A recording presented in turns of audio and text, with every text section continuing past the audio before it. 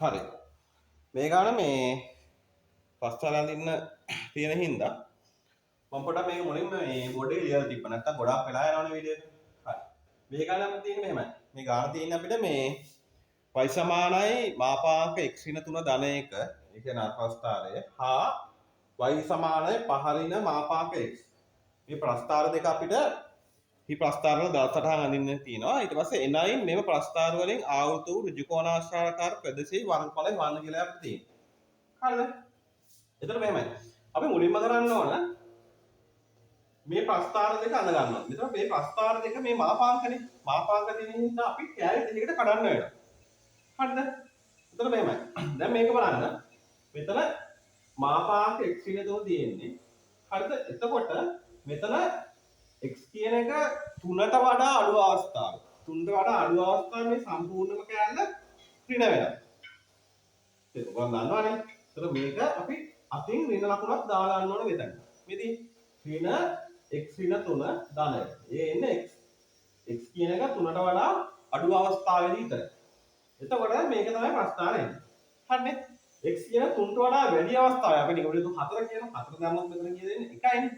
ඒ වගේ 3ට වඩා වැඩි අවස්ථාව මේක ඇල ධන නිසා අපිට අතින් ලකුණක් දා ගන්න අවශ්‍ය නැහැ. ඒ කියන්නේ මේ කොහොමද ධන. අතින් ඍණ ලකුණක් දා ගන්න අවශ්‍ය නැහැ. අතින් ධන ලකුණක් තමයි දාන්නේ. ධන ලකුණ ඉතින් කොහොමද තියෙනවනේ. එහෙනම් මෙතන x ඍණ 3. මෙතන එන්නේ x ඍණ 2. මේක තමයි ප්‍රස්ථාර දෙක. හරිනේ? ඒ වගේම අනිත් එක y සමානයි 5 දින මාපාංක x. එතකොට x කියන්නේ පුරාව සමානයි බිඳුවට y සමානයි 5 ධන x වෙන්නේ. මොකද බිඳුවට වඩා අඩු අවස්ථාවේ මේක ඍණ x වෙනවා. එතකොට ඍණයි මෙතන ධන වෙනවා. හරිද? ඒ වගේම x කියන එක විශාල බිඳුව අවස්ථාවේ y සමාන වෙනවා 5 ඍණ x ට. ඒක වෙන්නේ x බිඳුවට වඩා වැඩි අවස්ථාවේ මෙතන x කියන එක ධනාංගයක්. හරිනේ? එතකොට අපිට අතින් ඍණ ලකුණක් දාන්න අවශ්‍ය නැහැ. කෙලින්ම ඉන්නේ 5 ඍණ x. ඔය වැඩේ මුලින්ම කරගන්න ඕන. ඔය වැඩේට ඇත්තටම විනාඩියක්වත් යන ගමන් කරන්න ඕන. මොකද මේ ගාන සම්පූර්ණයෙන්ම විනාඩි 4ක් 5ක් ඇතුළත හදන්න ඕන. හරිද? සමහරවිට මේ ප්‍රස්තාරයට හදලා ඔය වැඩ ටික කරන් සමහර විට මේ ගාන විනාඩි 5කට වඩා වැඩියෙන් යන්න පුළුවන්. හැබැයි විනාඩි 6කට වඩා නම් වැඩියෙන් ගන්න වැඩක් අරගත්තත් වැඩක් නැහැ මේ ගානට. ඒ කියන්නේ ගාන උත්තරේ හැබැයි ඉතින් ඒක තේරුමක් නැහැ. හරිද? හරි. ඊට පස්සේ දැන් ප්‍රස්තාර අඳිනවා. දැන් බලන්න පළවෙනි ප්‍රස්ථාරය x කියන 3ට වඩා අඩු අවස්ථාවයි. 3ට වඩා අඩු අවස්ථාව. ඒ කියන්නේ මේ 3ට වඩා අඩු අවස්ථාව. මේක මම නිකමට මේ කඩේලක් ගන්න විතරයි. ඔබන හොඳට පේන්න. ඔයාලම කඩේ ගන්න අවශ්‍ය නැහැ. 3ට වඩා අඩු අවස්ථාවේ බලන්න 3ට වඩා අඩු අවස්ථාවේ මේ රතු පාට තියෙනවා. රතු පාට පේනවද දන්නේ නැහැ.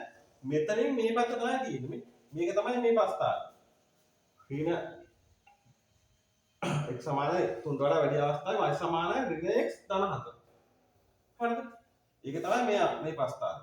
සෝරි මේ 3ට වඩා අඩු අවස්ථාව ඈ 3ට වඩා අඩු අවස්ථාවේ මේක ප්‍රස්ථාරය. මෙතනින් මේ පැත්ත 3ට වඩා අඩු අවස්ථාව. 3ට වඩා වැඩි අවස්ථාව මේක ප්‍රස්ථාරය. ඒ කියන්නේ මෙන්න මේ ප්‍රස්ථාරය. හරිනේ? හරි ඊට පස්සේ අනිත් ප්‍රස්ථාරය y සමානයි 5 ඍණ මාපාංක x. ඒකේ පළවෙනි අවස්ථාව බිඳුවට වඩා අඩු අවස්ථාව වෙන්නේ අපිට y සමානයි 5 ධන x. يعني මෙන්න මෙතන y සමානයි يعني x කියන බිඳුවට වඩා අඩු අවස්ථාව කියන්නේ මෙහෙනේ. මෙහි බලන්න මේ බිඳුවට වඩා අඩු අවස්ථාවේ මෙතන අනුක්‍රමණය ධනාංගයක්. ඒ නිසා තමයි මේක මේ පැත්තට එන්නේ. අනුක්‍රමණය ධන වෙන්න. අනිත් එක අනුක්‍රමණය ඍණ වෙන්න තමයි මේක. හරිනේ?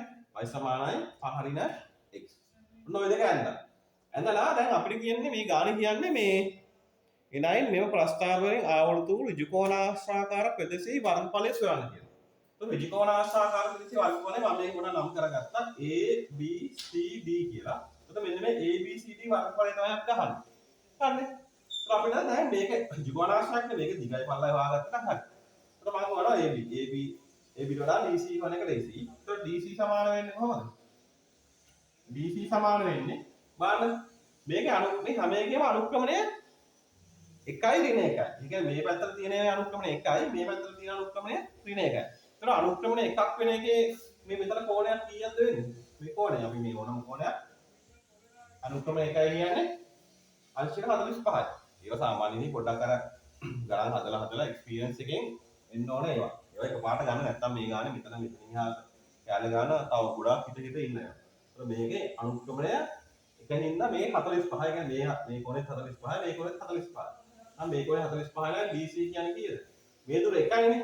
එකයි cos 45 නැත්තම් මෙහින් ගත්තා මේ දෙකම 45 නේ එකයි sin 45 නැත්තම් එකයි cos 45 අනිවාර්ය එකයි cos 45 හරිද cos 45 කියන්නේ එකට මූල දෙකයි එහෙනම් BC සමාන වෙනවා එකට මූල දෙකයි ඊට පස්සේ අපිට ඕන මෙතන DA දුර නැත්තම් CB දුර හරිද මම මේකෙන් මේ දුර හොයනකොට මේ මෙතන කැලලක් එනවනේ ඒක අපිට හොයාගන්න බැරි හින්දා මම මේක හොයනවා මෙතන තමයි අගයක් දාගන්න ABCDE කියලා හරිද ඒතර AD දුර සමාන වෙනවා AD දුර සමාන වෙනවා AE ධන ED AE ධන ED ඒතර AE කියන්නේ කීයද AE කියන්නේ මෙන්න මේ දුරනේ මේ දුර ගන්න පුළුවන් මෙන්න මේ දුර 3යි මේ දුරත් 3යි ඒ කියන්නේ 3 වර්ගයේ ධන 3 වර්ගයේ වර්ගමූල 3 වර්ගයේ 9 9 9 18යි 18යි කියන්නේ කීයද